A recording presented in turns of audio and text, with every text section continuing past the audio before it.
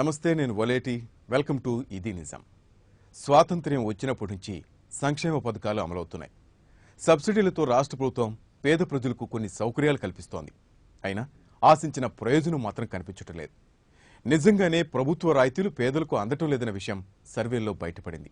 ఈ నేపథ్యంలోనే ప్రభుత్వం తీవ్రంగా ఆలోచించి నేరుగా లబ్ధిదారులకే నగదు బదిలీ చేసే వినూత్న పథకానికి శ్రీకారం చుట్టింది. ఈ దెబ్బతో అనర్హులను ఏరివేయడం ఖాయమే కావచ్చు, కానీ ఆ నెపంతో అర్హులకు అన్యాయం జరగరాదన్నది ఒక సిద్ధాంతం. ఇందుకు నగదు బదిలీ వల్ల లాభమా నష్టమా, భవిష్యత్తులో ఏం జరగనుంది అనే అంశాలపై ఇది నిజం.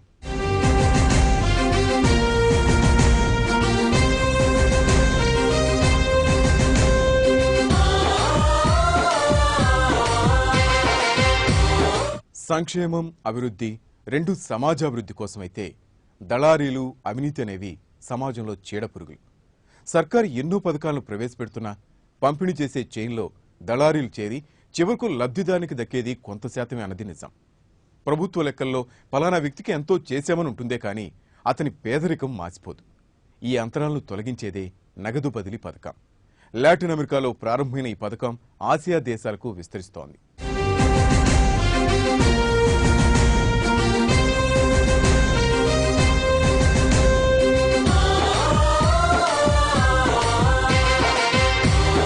సంక్షేమం, పేదరిక నిర్మూలన, బలహీన వర్గాలకు సాయం, స్కాలర్షిప్లు, సబ్సిడీలు, ఉపాధి హామీ కూలీలు, ఇలా ఎంత డబ్బు కుమ్మరిస్తున్నా పేదలు మాత్రం పేదలుగానే ఉంటున్నారు. అసలు ఈ పథకాలన్నీ వారికే చెందుతున్నాయా? మధ్యలో దళారీలు మింగేస్తున్నారా? ఒక్కొక్కరు 2-3 పథకాల ద్వారా లబ్ధి పొందుతున్నారా? అసలు పథకాల కోసమే బినామీ లబ్ధిదారుల జాబితా తయారవుతోందా? ఇలాంటి వాటికి ఏకైక పరిష్కారం నగదు బదిలీ విధానం.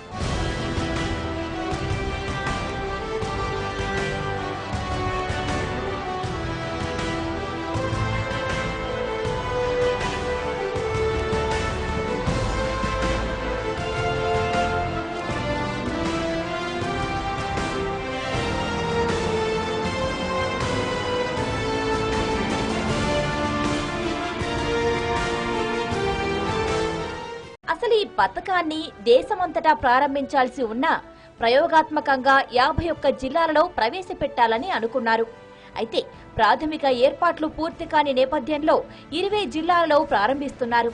అలాగే మన రాష్ట్రంలోని 4 జిల్లాలను ఎంపిక చేయగా తూర్పుగోదావరి జిల్లాలో ప్రయోగాత్మకంగా ప్రారంభించారు.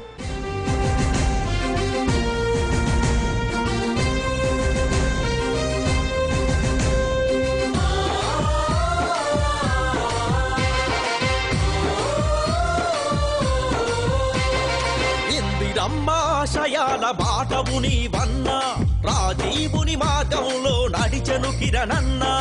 ఇందిరమ్మ ఆశయాల బాటవు నీవన్నా, రాజీవుని మార్గంలో నడిచెను కిరణన్నా. పేదలకై తప్పించేటి సేవ చేసే గుణంతోటి గరీబీ హఠావో అన్న నినాదమే ఇందిరమ్మ. ఇందిరమ్మ ఆశయాల బాటవు నీవన్నా.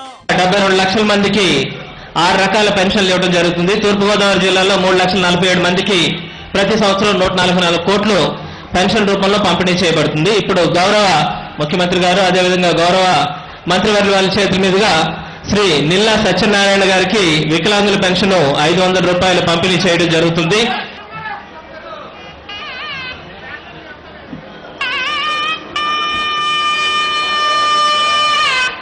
నగదు బదిలీ పథకం అమలు కావాలంటే లబ్ధిదారునికి బ్యాంక్ అకౌంట్ ఉండాలి. ఆధార్ కార్డు కూడా పొంది ఉండాలి. ఆధార్ కార్డు నెంబర్ ఆధారంగా ప్రభుత్వం నిధులు విడుదల చేస్తే ఆ నిధులు బ్యాంక్ అకౌంట్ లో జమ అవుతాయి. బ్యాంకు నుంచి లబ్ధిదారునికి నగదు తీసుకునే వీలు కల్పిస్తారు. ఆధార్ ఆధారంగా నగదు బదిలీ కోసం 29 పథకాలను ఎంపిక చేశారు. అయితే సాంకేతిక కారణాల వల్ల ప్రస్తుతానికి 5-6 పథకాలకే వర్తింపచేస్తున్నారు. ఉపకార వేతనాలు, పెన్షన్లు, గర్భిణీలకు ఇచ్చే సాయం, ఉపాధి హామీ కూలీలను నగదు బదిలీ ఆధారంగా నేరుగా లబ్ధిదారులకు బదిలీ చేస్తారు.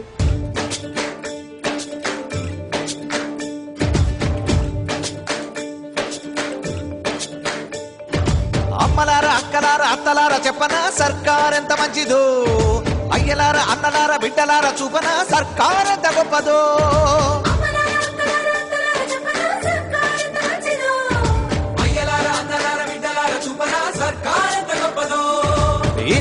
ఇందిరమ్మ దీవెనతో సోనియమ్మ సేవలతో మచ్చలేని నేతలతో స్వచ్ఛమైన చేతలతో పారదర్శకతతోనే పైకి ఎదుగుతుంది ముఖ్యమంత్రి కిరణన్న తెచ్చిన పథకాలన్నీ పండుగగా అమ్మలారా అక్కలారా అత్తలారా చెప్పనా సర్కార్ ఎంత మంచిదో. రేషన్ సరుకులు, గ్యాస్, కిరోసిన్ సబ్సిడీలు, ఎరువులపై సబ్సిడీ లాంటి వాటికి ప్రస్తుతానికి నగదు బదిలీ పథకాన్ని వర్తింపచేయడం లేదు. నగదు బదిలీ పథకం విద్యార్థులకు ఎంతో ప్రయోజనకరమన్నది ఆర్థికవేత్తల అంచనా. ఇప్పటి వరకు విద్యార్థుల ఉపకార వేతనాలను కళాశాల యజమానులు స్వాహా చేస్తున్నాయన్న విమర్శలు ఉన్నాయి. ఇక నుంచి ఆ విద్యార్థుల అకౌంట్కే నేరుగా నగదు బదిలీ జరుగుతోంది.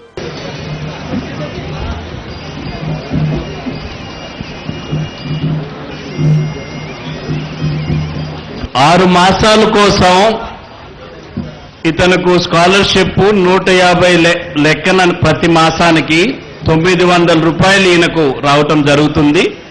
దాంట్లో ఈ అబ్బాయి ఎంత కావాలో అంత విత్డ్రా చేసుకోవచ్చు.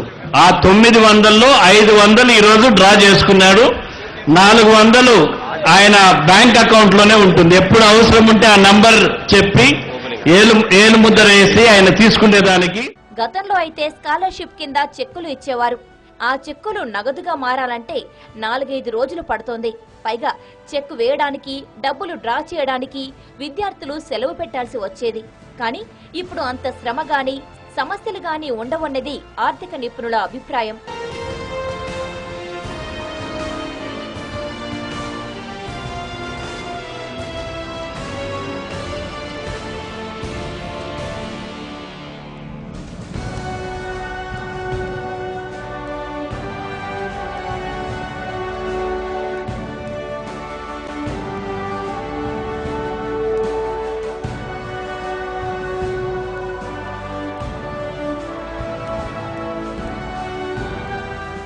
అసలు ఈ నగదు బదిలీ విధానం ఆలోచన సియరా లియోన్ దేశంలో మొదలైంది. అక్కడ పేదరికం, అవినీతి కూడా ఎక్కువే. 70% మంది పేదలైతే వారికి అందించే సహాయాన్ని మింగేసే గనులు కూడా ఎక్కువే. దాంతో అక్కడ ప్రభుత్వం నగదు బదిలీ పేరిట నేరుగా పేదలకే డబ్బుల పంపిణీ ప్రారంభించింది. అటు కెన్యాలోని గివ్ డైరెక్ట్లీ అనే సంస్థ నగదు బదిలీ పథకానికి ఒక విధానాన్ని, నెట్వర్క్ను రూపొందించింది. ప్రపంచంలోని పేదలకు నేరుగా నగదు సాయం అందించే ఈ విధానానికి రూపకల్పన చేసింది. గివ్ డైరెక్ట్లీ సంస్థ స్ఫూర్తితో బ్రెజిల్, మెక్సికో, దక్షిణాఫ్రికా దేశాలు నగదు బదిలీ పథకాన్ని ప్రారంభించి అమలు చేయగా ఆసియా దేశాలు కూడా అనుకరించాయి.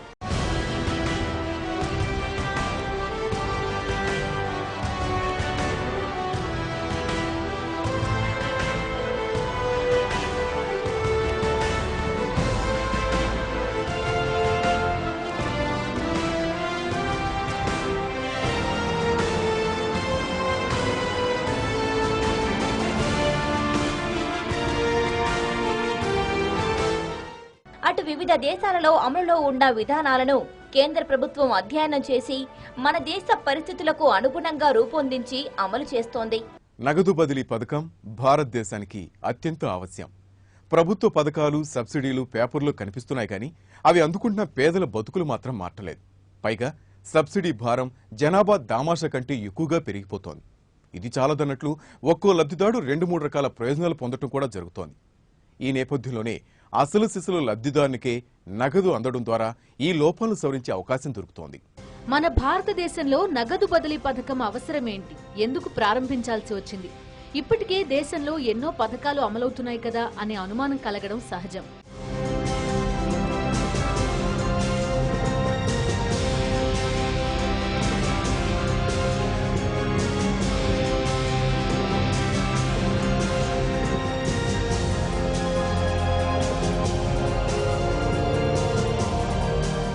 పంతొమ్మిది 1973-93 మధ్యకాలంలో కేంద్ర ప్రభుత్వం ఒక సర్వే చేయించింది.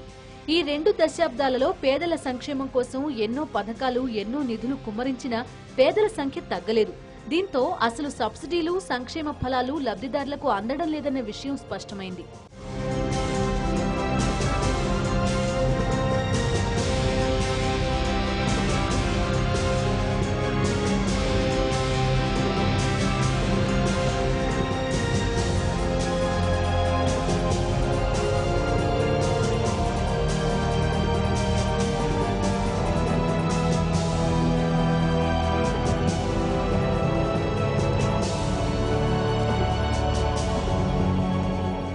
ఎన్నో ఏళ్ల నుంచి సబ్సిడీలు అందజేస్తున్నా పేదరికం తగ్గకపోగా సబ్సిడీ భారం మరింత పెరగడం ప్రభుత్వాన్ని కలవరపరిచింది.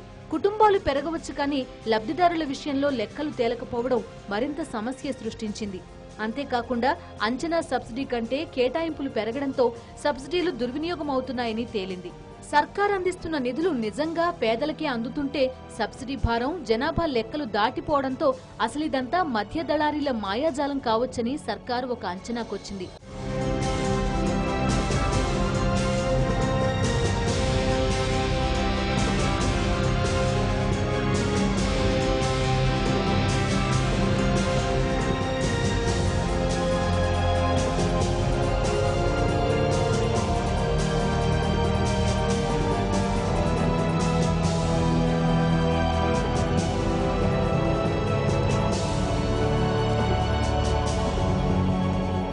ఇలా సబ్సిడీ చైన్లో లోపాలు సరిదిద్దాలంటే నేరుగా లబ్ధిదారుడికే నగదు బదిలీ చేస్తే సరిపోతుందన్న విధానం రూపుదిద్దుకుంది. పైగా సర్కార్ కల్పించే పథకాల వల్ల ఆ లబ్ధిదారుడు ఏ విధంగా అభివృద్ధి చెందినది అంచనా వేసే అవకాశం ఉంటుందని ప్రభుత్వం భావించింది.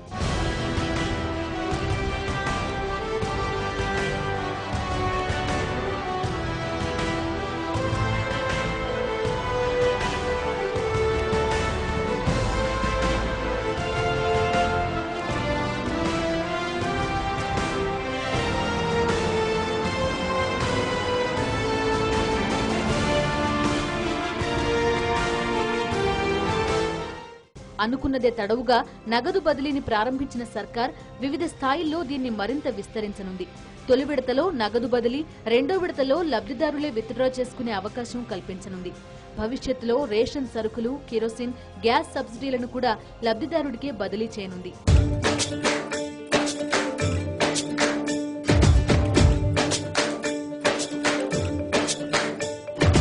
అమ్మలారా అక్కలారా అత్తలారా చెప్పనా సర్కార్ ఎంత మంచిదో, అయ్యలారా అన్నలారా బిడ్డలారా చూపనా సర్కార్ ఎంత గొప్పదో.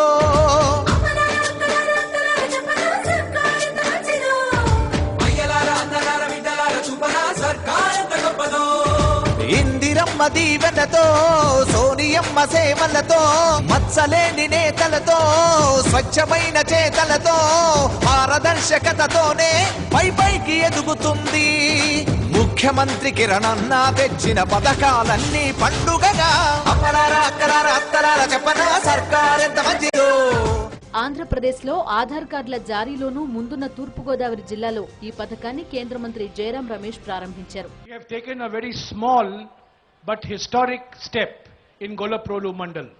By end of August 2013, every district in Andhra Pradesh, every mandal of Andhra Pradesh, every gram panchayat of Andhra Pradesh will be on the micro ATM model. ఎవరైతే చదువుకోకన్నా వేరే దగ్గర ఉద్యోగం చేస్తున్నారో చిన్న పిల్లలు, వారికి స్కాలర్షిప్ ఇచ్చే విధంగా, స్టైఫండ్ ఇచ్చే విధంగా 150 రూపాయలు ప్రతి మాసం కూడా 150 రూపాయలు ఇచ్చి బడిలో చేర్పించడం జరుగుతూ ఉంది. ప్రస్తుతానికి గ్రామాల్లో ఏటీఎం సెంటర్లు లేకపోయినా మైక్రో ఏటీఎంల ద్వారా నగదును అందజేయనున్నారు. రాబోయే రోజుల్లో అన్ని గ్రామాల్లోనూ బ్యాంకులు ఏటీఎంలు ప్రారంభించి తద్వారా నగదు బదిలీ, విత్డ్రా చేసుకునే అవకాశం కల్పిస్తారు.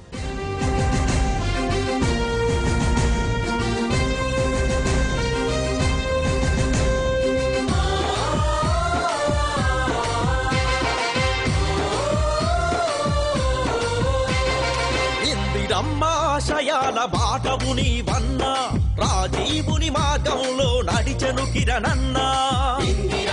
ఆశయాల బాటవు నీవన్నా, రాజీవుని మార్గంలో నడిచెను కిరణన్నా. పేదలకై తప్పించేటి సేవ చేసే గుణంతోటి గరీబీ హఠావో అన్న నినాదమే ఇందిరమ్మ ఆశయాల బాటవు నీవన్నా.